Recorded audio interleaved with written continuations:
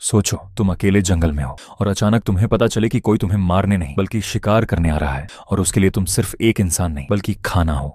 कहानी शुरू होती है एक खतरनाक पहाड़ से, जहां साशा और उसका शौहर टॉमी रॉक क्लाइंबिंग कर रहे होते हैं। दोनों एक मुश्किल छोटी ट्रोल वॉल को सर करने निकले हैं, और इस बार वो पूरी तैयारी के साथ आए हैं। रस्सी, हार्नेस, यहाँ तक कि एक हैंगिंग टेंट भी, यानी हर वो चीज जो एक खतरनाक चढ़ाई के लिए जरूरी होती है।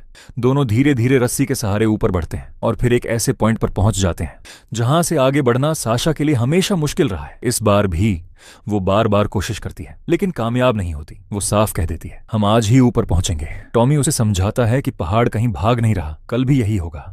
लेकिन साशा जैसे सुनने को तैयार ही नहीं। वो बार बार खुद को पुश करती है, यहाँ तक कि उसकी ताकत खत्म होने लगती है। और इसी दौरान मौसम भी खराब होना शुरू हो जाता है। तेज हवाएं, बढ़ता हुआ तूफान, जो अब वाकई खतरनाक बन रहा था। आखिरकार टॉमी फैसला लेता है कि अब नीचे उतरना होगा। दोनों अपना टेंट समेटते हैं और नीचे उतरना शुरू कर देते हैं। लेकिन अब अंधेरा बढ़ चुका होता है, हवा तेज हो चुकी होती है और अचानक पहाड़ से बड़े बड़े बर्फ के टुकड़े गिरना शुरू हो जाते हैं। टॉमी तुरंत साशा को नीचे जाने को कहता है। वो जल्दी से नीचे आ जाती है और एक बड़े खतरे से बच जाती है। लेकिन टॉमी इतना खुशकिस्मत नहीं होता। एक भारी पत्थर सीधा उस पर गिरता है और वो नीचे गिर जाता है। अब वो रस्सी के सहारे बेजान लटका रहा होता है। साशा को समझ नहीं आता वो जिंदा है या नहीं, लेकिन एक चीज साफ थी, उसका पूरा वजन अब साशा पर था और उसका हार्नेस भी धीरे धीरे निकल रहा था। ये वो लम्हा था जहां कुछ सेकंड में फैसला लेना था, या रस्सी छोड़ दे और खुद को बचा ले। और आखिरकार वो रस्सी छोड़ देती है। यही लम्हा उसकी जिंदगी का सबसे बड़ा गिल्ट बन जाता है। 5 महीने बाद हम साशा को ऑस्ट्रेलिया में देखते हैं, अकेली,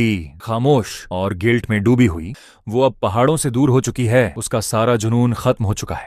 लेकिन एक चीज आज भी उसके पास है, टॉमी का लकी कंपास। वो फैसला करती है कि वो अकेले जंगल में जाएगी। वो अकेले वक्त गुजारना चाहती है ताकि अपने गिल्ट से बाहर निकल सके।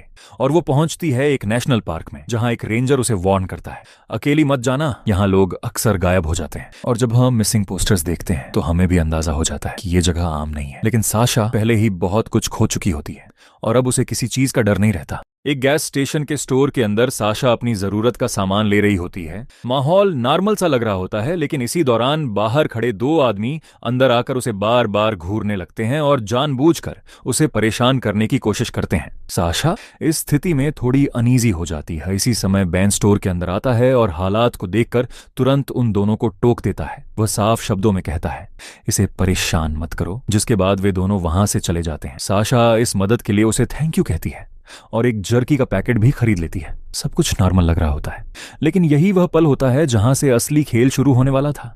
जब साशा वहां से निकलने लगती है तो उसकी कार का जीपीएस काम करना बंद कर देता है। मैप भी उसे समझ नहीं आ रहा होता।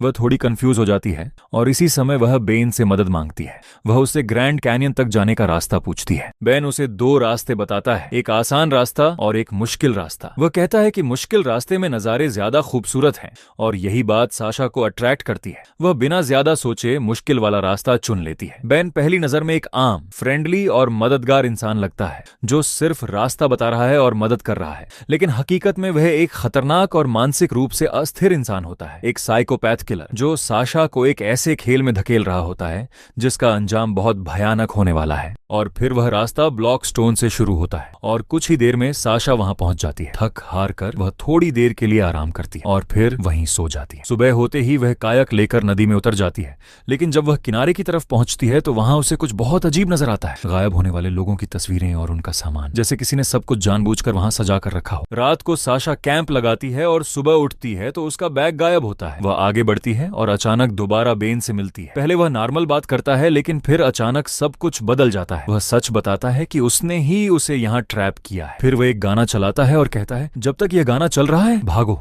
उसके बाद मैं तुम्हें हंट करूंगा। और यहीं से शुरू होता है असली खेल। साशा जान बचाने के लिए जंगल, नदी, पहाड़ सब क्रॉस करती है। वह अपना कायक खो देती है, लेकिन बेन हर जगह उसका पीछा कर रहा होता है। वह उसे मेंटली भी टॉर्चर करता है, फेक आवाजें, ट्रैप्स, तीर, हर तरीका इस्तेमाल करता है। एक समय पर साशा घायल हो जाती है और आखिरकार वह पकड़ी जाती है।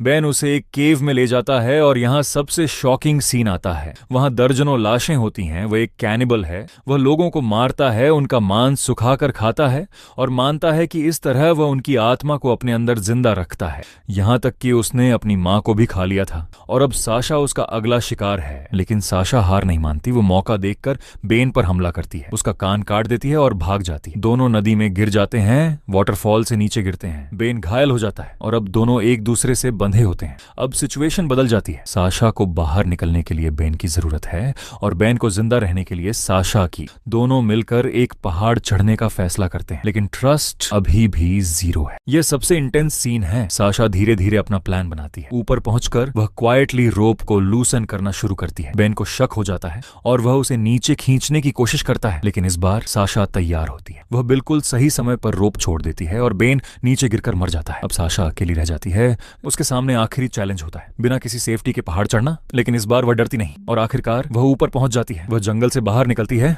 और रेस्क्यू हो जाती है। फिर अथॉरिटीज को सब कुछ बताती है और सभी विक्टिम्स की लाशें मिलती हैं। आखिर में वह अपने पति का कंपास समुद्र में फेंक देती है। ये इस बात की निशानी है कि वह अपने गिल्ट को छोड़ रही है और आखिरकार खुद को माफ कर देती है। ये कहानी हमें सिखाती है कि असली लड़ाई बाहर के दुश्मन से नहीं, बल्कि अपने अंदर के डर और गिल्ट से होती है। और जब तुम अपने डर पर काबू पालो तो तुम खुद अपनी जिंदगी के एपेक्स बन जाते हो। दोस्तों, अगर आपको यह कहानी पसंद आई हो तो वीडियो को लाइक करें, चैनल को सब्सक्राइब करें और बेल आइकन दबाना मत भूलें, क्योंकि हम आपके लिए ऐसी ही जबरदस्त और इंटेंस मूवी एक्सप्लेनेशंस लाते रहेंगे। मिलते हैं अगली वीडियो में।